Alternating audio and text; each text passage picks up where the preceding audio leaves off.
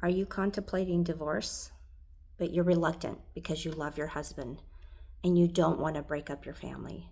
And most importantly, you don't want to go against God's will. I get it. I was there as well. Hello, my name is Ruth Ann Boaz, and welcome to Wives Over Addiction. If you're caught between a rock and a hard place because you don't know what to do, let me walk you through what divorce looks like, because I'm sure you've heard that the grass is greener on the other side, or it's not greener on the other side. Well, I'm here to tell you that that's true. So the first 2 years of divorce, blissful. I was just feeling so much peace.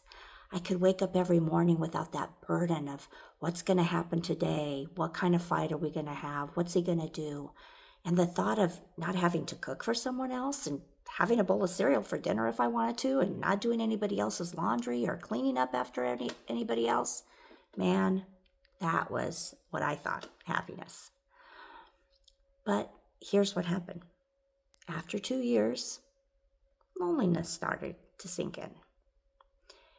And the reason is because God told us in Genesis, it is not good for man to be alone. And by man, he means mankind. So that means us too, ladies.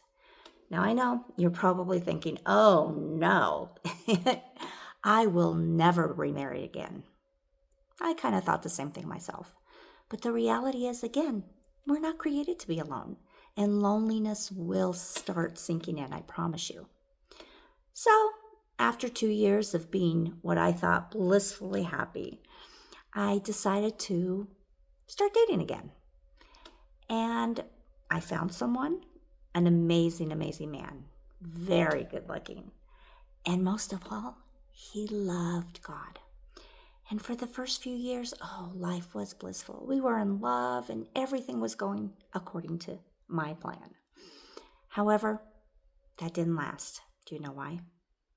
Because I married alcoholic husband number 2.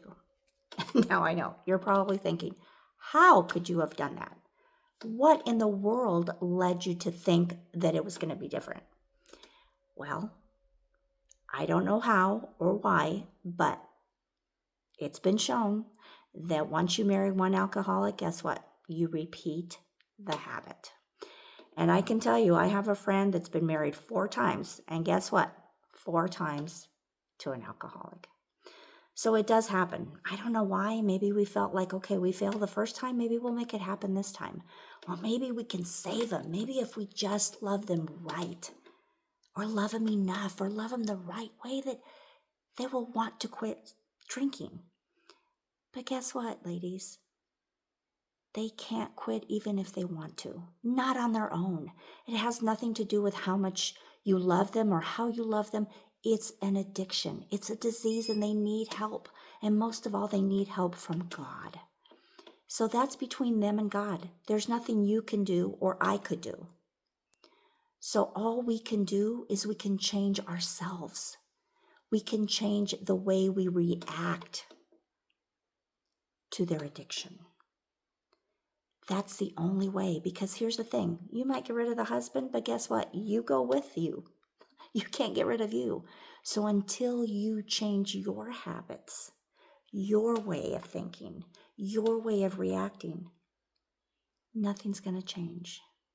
And the one thing I can tell you is that I have regretted divorcing my first husband every day since. Those 2 years of blissfulness that I experienced, where I got to do what I wanted, go where I wanted, spend what I wanted on what I wanted, they don't compare to the years after of pain and suffering that you go through, not only you because of the guilt and shame that you feel from being out of God's will, but the pain and suffering you cause your kids. And you can tell yourself, I'm doing this for them. Now, don't get me wrong. If you're in an abusive, physically abusive relationship, that's completely different. But if you're not, and your kids and you are safe physically, then divorce isn't the only option. You can find a way through the tools that I'm giving you here as well as in my book. If you haven't read the book, I strongly suggest you do. It's a quick read. It's only 90 some pages. And there's tools in there in the back of the book that will help you day to day. Because here's the thing. You can't just make up your mind and change overnight.